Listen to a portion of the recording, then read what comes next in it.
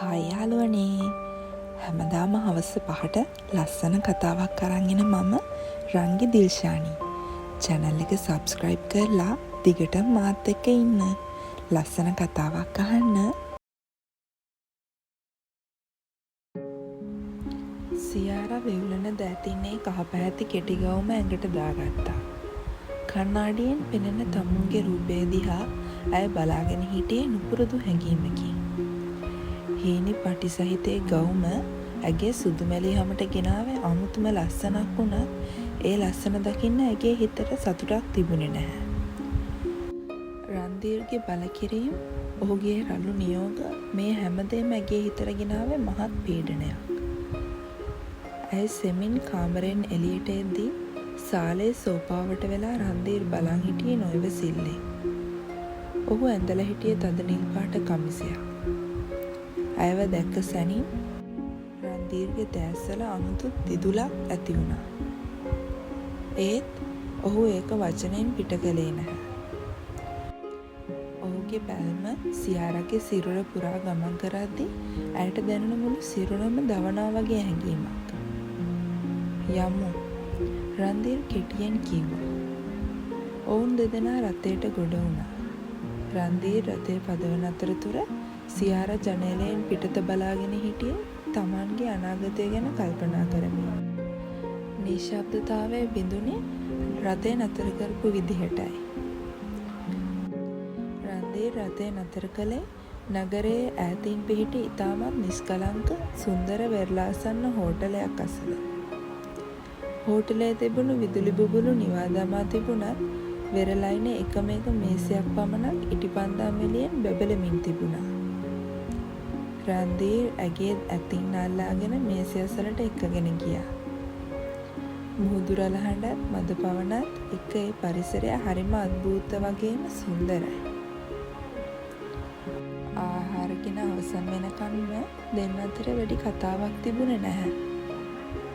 ඒත් රන්දීර්ගේ දැස් නිතරම නැවතුනේ සියාරාගේ මූණේ. ඉටිපන්දම් එළියෙන් රන්දීර්ගේ ඒ දැඩි මුහුණේ තිබුණු රළු බව අද කොහෙදෝ සැඟවිලා ගිහින් වගේ සියාරට හිතුණා. ආහාරගෙන අවසන් වූ පසු රන්දීර් තම සාක්කුවෙන් කුඩා ලිපි කවරයක් එළියට ගත්තා. සියාරා බැලුවේ පුදුමයෙන්. ඇය හිතුවේ රන්දීර් ඇයට රත්තරන් බඩුවක් හෝ වටිනා ආභරණයක් දෙයි කියලා. මොකද රන්දීර් කලින් වතාවකත් සියාරා වෙනුවෙන් වටින රන් මාලයක් දුන්න නිසා. ඒත් මේ ලිපි කවරය මොකද්ද? මේක ඔයාට. ඕක ඇරලා බලන්න. රන්දීර් ගොරෝසු හඬින් කිව්වා. සියාරා ගැහෙන දෑතින් ඒ කවරය ඇරලා බැලුවා. මේ දරුණු මැර ස්වාමියා ඊළඟට කරන්න යන්නේ මොකද්ද කියන කුතුහලය සියාරාගේ හිත පුරාම එහෙ මෙහෙ දිව ගියා.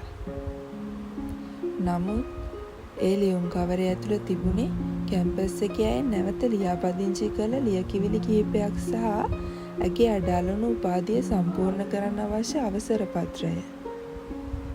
සියාරාගේ පපුව එකපාරටම නතර වුණා වගේ දැනුණා. ඇය ඔහුගේ හිරගෙය ඇතුලේ ඇගේ හුස්ම හිර වෙද්දී වැඩියෙන්ම වේදනාව වින්දේ ඇගේ කැම්පස් සීනේ නැති වුණු එක ගැනයි. තමන්ගේ අක්කා කරපු වැරැද්දට වන්දියක් විදිහට මේ දඩබ්බර මිනිහගේ පතිනිය වෙන්න සිද්ධ වුණාම ඇයි හිතුවේ ඇගේ ලෝකයම අවසන් වුණා කියලා. ඇගේ උපාධිය, ඇගේ හීන මේ හැමදේම අලු වෙලා ගියා කියලා හිත හදාගෙන ඉන්න මොහොතක රන්දීර් ඒ අහිමි වුණු ලෝකයට නැවත ලබා දීලා. මේ ඇත්තක්ද? මට කැම්පස් යන්න පුළුවන් දෙයි කියන්නේ. ඇයට වචන පවා පැටලුණා. ඇගේ දැස් වලින් කඳුළු කැට කමුල් දිගේ රූරා වැටුණා. මම දන්නවා සියාරා. මම නිසා ඔයාට වගේ හීන අතාරින්න උනා කියලා. මම ඔයාට රළු විදියට සැලකුවා තමයි. ඒත් ඔයාගේ අනාගතය විනාශ කරන්න මට ඕනුනේ නැහැ. ඔයාගේ අනාගතේ කොහොමද තියෙන්නේ මගේ අතේ. ඒත් ඔයාගේ හිතේ තිබුණ ආසාව මන් නිසා දිය වෙලා යනවා දකින්න මට ඕන නැහැ. හෙට ඉඳන් ඔයාට කැම්පස් යන්න පුළුවන්. ඒක තමයි මගෙන් ඔයාට ලැබෙන වටිනම බර්ත්ඩේ ගිෆ්ට් එක. සියාරට දරා ගන්න බැරි සතුටක් දැනුණා. ඇය මෙතෙක් කාලයක් රන්දීර්ව දැක්කේ තමුන්ගේ ජීවිතේ විනාශ කරපු රාක්ෂයෙක් විදියට. ඒත් ඒ රළු පෙනුම යටින් මෙච්චර මෙලෙක් හදවතක් හැංගිලා තියෙනවා කියලා ඇයි හීනකින්වත් හිතුවේ නැහැ. ඇය එකපාරටම රන්දීර ඉදිරියේ දන ගැසී ඔහුගේ අතල තමුන්ගේ මුහුණට තද කරගත්තා. මට තේරෙන්නේ නැහැ මේ වෙලාවේ මම ඔයාට කොහොමද ස්තුති කියන්නේ කියලා. මම හිතුවේ නැහැ ඔයාට මේ වගේ හදවතක් තියෙයි කියලා. ඇය හඬමින් කීවා. රන්දීර් සෙමින් ඇයව නැගිට්ටුවා ගත්තා. ඔහුගේ දැස්වල තිබුණු ඒ රළු බව අද කොහෙදෝ ගිහින්. ඔහු ඇගේ කම්මුල් දිගේ ගලා ගිය කඳුළු කැට සෙමින් විසදා දැම්මා. මට ඕනේ ඔයාව සාමාන්‍ය බිරිඳක් විදිහට මේ ගෙදරට කොටු කරලා තියන්න. මගේ හිතේ තිබ්බ වෛරය පිරිමැහෙන්න. ඒත් මන් දන්නේ ඇයි මට මෙහෙම හිතුනේ කියලා. ඒ මොනවා වුණත් ඔයා යන ගමනට මම ඔයාට පිටිපස්සෙන් ඉන්නවා. එච්චරයි මම දන්නේ. ඔහු එහෙම කියද්දී සියාරට රන්දීර් කෙරෙහි තිබුණ වෛරය දිය වෙලා ගිහින් අමුතුම ආදරයක් ගෞරවයක් හිතේ ඇති වුණා. ඒක ඇයවත් බලාපොරොත්තු නොවුණු හැඟීමක්. මේ මිනිස තමුන්ට මෙච්චර ආදරය කරනවාද? ඔහු තමන් වෙනුවෙන් මෙච්චර හිතනවාද? සියාර රන්දීර්ව වැළඳගත්තා. රන්දීර් ඇයව තවත් තදින් වැළඳගත්තා. ඔහු ඇගේ කෙස් කලම් අතරින් තම මුහුණ සඟවා ගත්තා. දැන්වත් දඬන එක නතර කරනවා සියාරා. අද සතුටු වෙන්න ඕන දවසක්. නැවත නිවසට එනතුරුත් සියාරා හිටියේ සිහිනයක වගේ. ඇගේ හිතේ තිබුණු බය වෙනුවට දැන් තියෙන්නේ ආරක්ෂිත බව. රන්දීර් රළු මිනිහෙක් වුණත් ඔහු ඇගේ හීනවලට පියාපත් දීලා තියෙනවා. ඔහු ඇයව නිවසට එක්කගෙන ආවේ හරිම ප්‍රවේශමේ. නිවසට පැමිණි පසු සියාරා කණ්ණාඩිය ඉදිරියට වෙලා තමන් ඇඳලා හිටපු ඒ කහපාට ගවුම දිහා බලාගෙන හිටියා. රන්දීර් මේ ඇඳුමට ආස කළේ ඇයි කියලා ඇයට තේරුණා.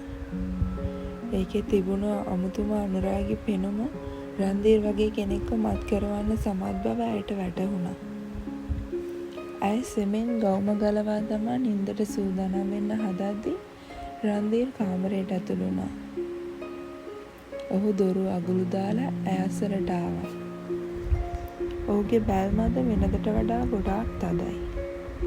සියාරට දැනුනේ තමුන්ගේ හුස්ම හිර වෙනවා වගේ. ඒත් ඒ බය නිසා නෙවෙයි. රන්දීර්ගේ ස්පර්ශයට ඇගේ හිතේ ඇති වුණු නොසන්සුන් බව නිසායි. ඔහු ඇය අසලටම ඇවිත් ඇගේ ගෙල පෙදෙස තම මුහුණට ලං කළා.